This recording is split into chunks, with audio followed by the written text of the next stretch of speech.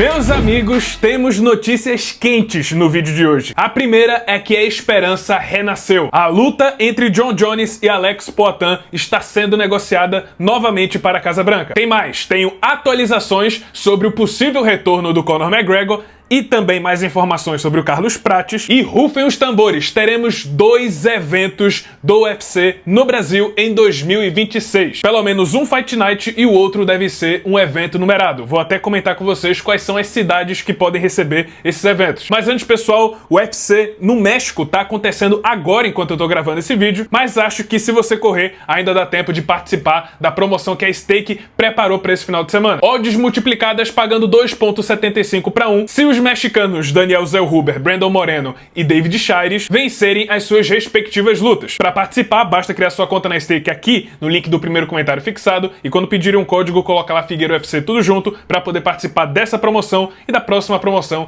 que é Charles contra Holloway. Mas vamos à grande notícia do momento. O UFC na Casa Branca tá virando um verdadeiro problema. Acontece que as opções de lutas que serviriam como luta principal da noite estão acabando. Já fomos informados pelo ex-campeão dos Galos, Merab Dvalishvili, que não teremos russos lutando nesse card. Isso por si só já elimina 3 campeões. 2 deles são 2 das maiores estrelas do UFC na atualidade, Chimaev e Islam. Como esse evento celebra a independência americana, significa que seria interessante ter um americano lutando na luta principal. Então temos apenas 3 opções. Pode ser o Justin Gaethje, o único homem que tem um cinturão do UFC, o cinturão interino, Kayla Harrison, única campeã americana no UFC na atualidade, e a terceira opção que eu já vou comentar. Não tô incluindo o Max Holloway, já que ele vai enfrentar o Charles do Bronx e a gente não sabe ainda o que é que vai acontecer nessa luta. O problema, mas aí que veio o grande problema. Segundo Álvaro Comeneiro, jornalista espanhol muito próximo ao Ilia Topuria, e que havia informado que Topuria contra Gaethje seria a luta principal no UFC na Casa Branca, agora voltou atrás. Disse que os assessores do Trump não estão gostando da ideia de ter um hispano-georgiano com grandes chances de nocautear um americano justamente na luta principal na Casa Branca, celebrando o dia da independência e o aniversário do presidente. E diante da falta de opções, o UFC pode acabar recorrendo mais uma vez para o Alex Poatan. E aparentemente isso já está acontecendo. Segundo o repórter Ariel Helwani, o UFC já está negociando uma luta entre Alex Poatan e Jon Jones para a Casa Branca, dia 14 de junho. Pois assim teriam uma lenda americana enfrentando uma das maiores estrelas do UFC na atualidade em uma luta histórica que pode render o terceiro cinturão para o Poatan. É talvez uma das maiores lutas, se não a maior luta de toda a história do UFC. Mas claro, existem alguns contratempos. Primeiro, Dana White não queria colocar o Jon Jones na Casa Branca, e segundo, que o Jones está com um problema sério no quadril, e que esse foi um dos principais motivos dele ter se aposentado. E aí volta pro mesmo debate. Será que os assessores do Donald Trump vão querer um brasileiro nocauteando justamente a maior estrela americana da história do esporte na Casa Branca? Porque a tendência é essa. Por mais que seja o Jon Jones, ele mesmo admitiu que não tá nas melhores condições. Se essa luta não acontecer, seja lá qual for o motivo, Ariel Helwani também falou que o plano B é Poatan contra Ciryl Gane, seja no UFC na Casa Branca ou no evento de maio, que é aquela informação que a gente recebeu no canal.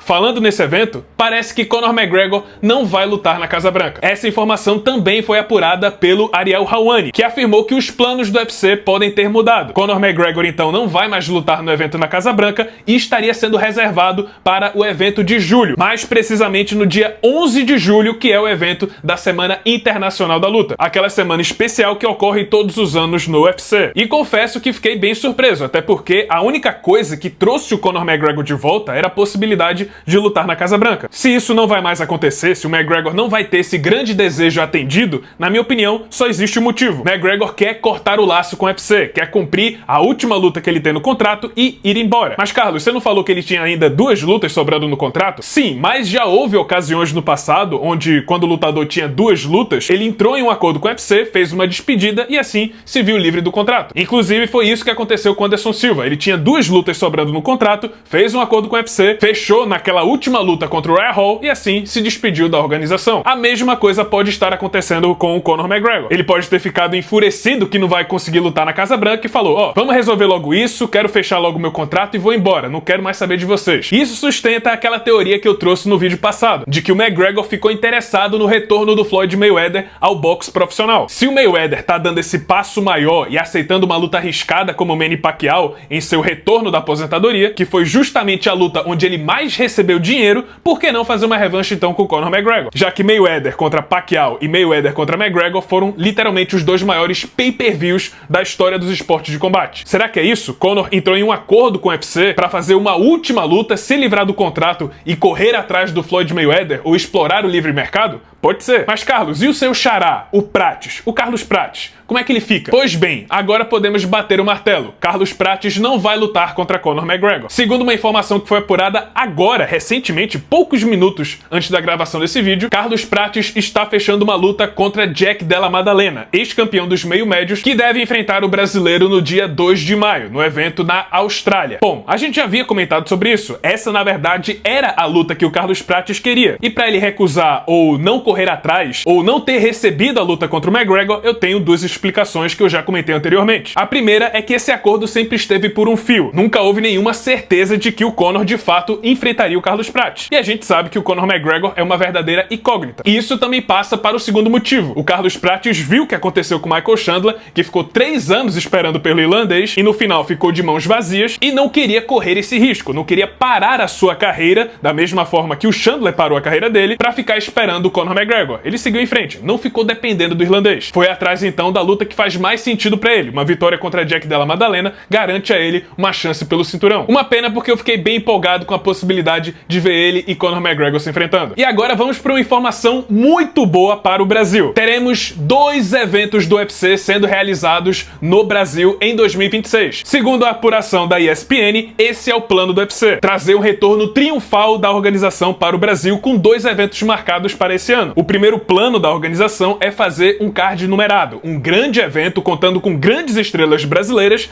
Aí você pode imaginar Poatan, Charles, Caio Borralho, Prates, Rufi, Moicano, todo esse pessoal que possivelmente deve ser realizado no Rio de Janeiro pela estrutura. E o segundo evento seria um Fight Night, de proporções menores e que pode acontecer em uma de outras 3 cidades também no Brasil: São Paulo, Fortaleza ou Brasília. Bom, se vocês não lembram, no ano passado o plano original do UFC não era fazer o UFC Rio em outubro. O plano era o UFC em Brasília no final do primeiro semestre, em maio. Não rolou esse evento em Brasília, mas sim rolou o UFC Rio com o Charles do Bronx lutando a luta principal. Se seguirmos essa mesma estratégia, é bem provável que o UFC Fight Night ocorra em Brasília, talvez São Paulo, e o numerado ocorra no Rio de Janeiro. Quanto às datas, eu chutaria que um dos eventos ocorre em maio ou junho. Baseado na agenda dos grandes lutadores do Brasil, eu acredito que fica mais viável se o evento numerado acontecer no segundo semestre. Já o Fight Night pode muito bem acontecer em maio ou junho, e tem alguns lutadores disponíveis para servir como luta principal. Minha aposta é que vai ser em Brasília, mas gostaria que fosse em Fortaleza porque fica pertinho daqui.